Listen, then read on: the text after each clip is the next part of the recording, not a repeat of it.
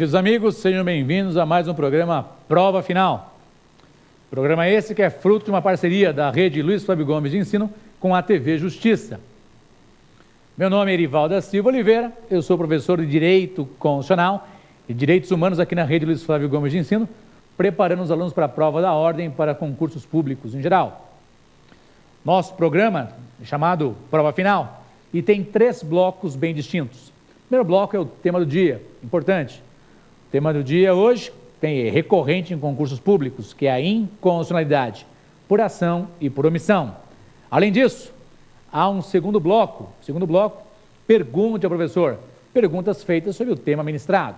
E, no final, temos lá o X da questão, questões de prova que já foram requeridas várias vezes nas provas da ordem, também em concursos públicos. Queridos amigos, sejam bem-vindos a mais um programa Prova Final.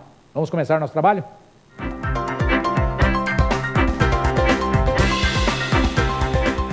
Meus amigos, chegamos aqui ao tema do dia. O tema do dia é que é a inconstitucionalidade, né? Inconstitucionalidade por ação e por omissão. Será que isso é importante no dia a dia e também nas provas, nos concursos? Lógico que sim. Meus caros, a inconstitucionalidade, de modo bem simples, existe uma contrariedade à Constituição, a Constituição Federal, ou uma norma fundamental. Pode ser Constituição Estadual, pode ser Lei Orgânica do Distrito Federal, ou pode ser até a Lei Orgânica do município. Vem junto comigo.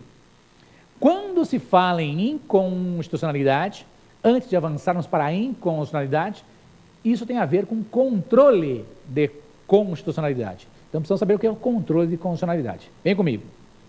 O controle de constitucionalidade é a verificação da compatibilidade vertical que deve existir entre as normas infraconstitucionais e a Constituição. Vamos repetir? Controle de constitucionalidade, controle de constitucionalidade é a verificação da compatibilidade vertical que deve existir entre as normas infraconstitucionais e a Constituição.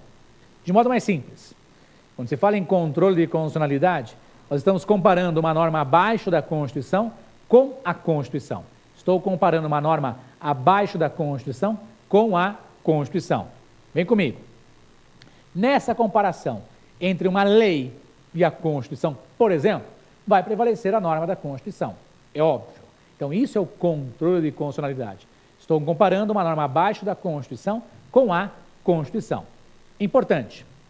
Para fins de prova da ordem, concurso público, normalmente se pergunta de inconstitucionalidade em face da Constituição Federal. Então, o que é uma inconstitucionalidade?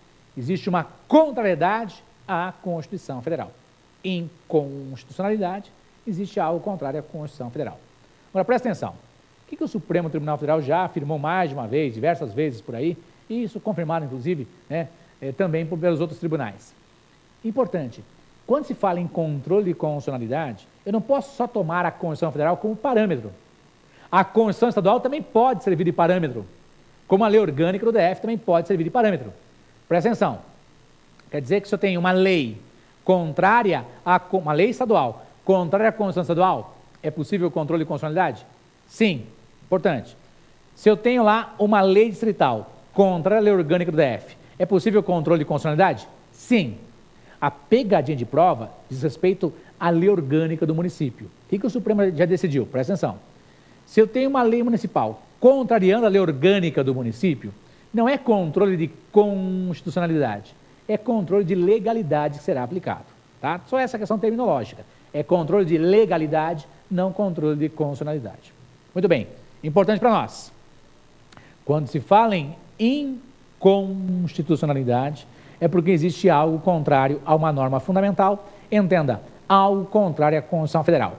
Isso é o que mais se pergunta em prova, em concurso. Agora, além disso, importante para nós, a Constituição é o parâmetro, a Constituição Federal seria o parâmetro fundamental dessa comparação? Sim. Importante, o controle de constitucionalidade, ele só existe porque existe o princípio da supremacia da Constituição. Importante, o que é o princípio da supremacia da Constituição? Meus caros, havendo um conflito de normas, leis, portarias, decretos com a Constituição, irá prevalecer a Constituição. Tranquilo? Esse é o princípio da supremacia da Constituição, de modo mais simples. Havendo um confronto de normas no plano interno, prevalece a Constituição, que está no topo da pirâmide. Lembra da faculdade? Quem fez faculdade de Direito? Pirâmide de Kelsen. Tem uma pirâmide, faço um desenho de uma pirâmide, e no topo da pirâmide está lá a Constituição, da onde irradia todo o poder, onde todo mundo tem que obedecer à Constituição. Quer dizer que no topo da pirâmide de Hans Kelsen, ele colocou lá em cima, a Constituição. Todas as demais normas estão abaixo da Constituição.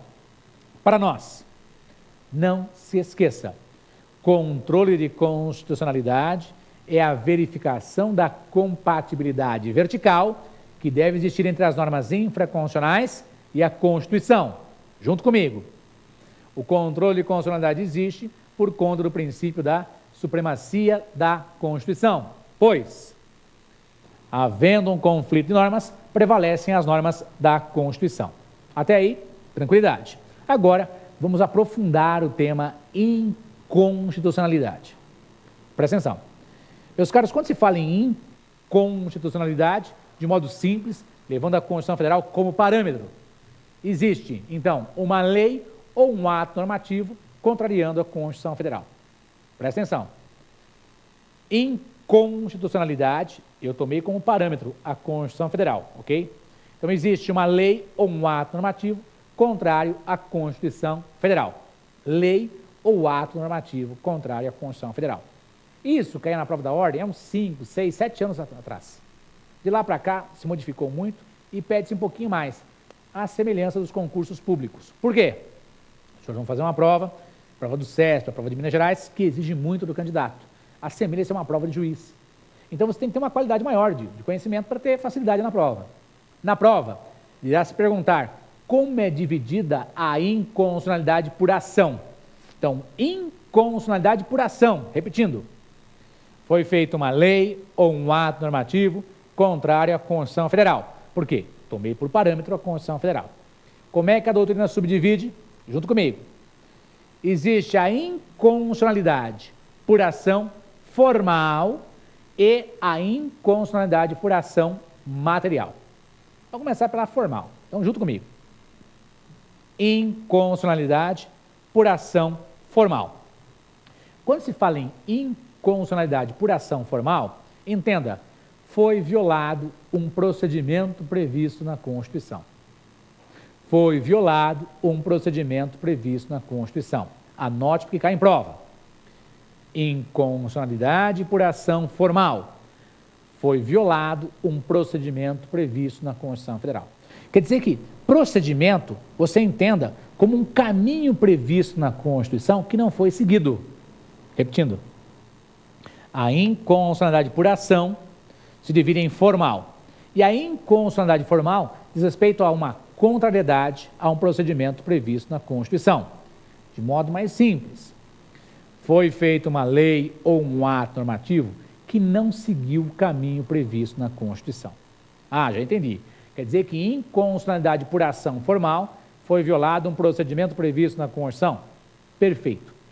Como é, né? Quais são os exemplos comuns de prova de inconstitucionalidade por ação formal? Primeiro caso, no seu caderno anote, foi violada a iniciativa. Esse é o primeiro exemplo campeoníssimo de prova. Foi violada a iniciativa? Sim. Quem deveria propor o projeto de lei somente seria certa pessoa, e não foi essa quem propôs. Vou repetir. A inconstitucionalidade por ação formal tem subespécies. Isso.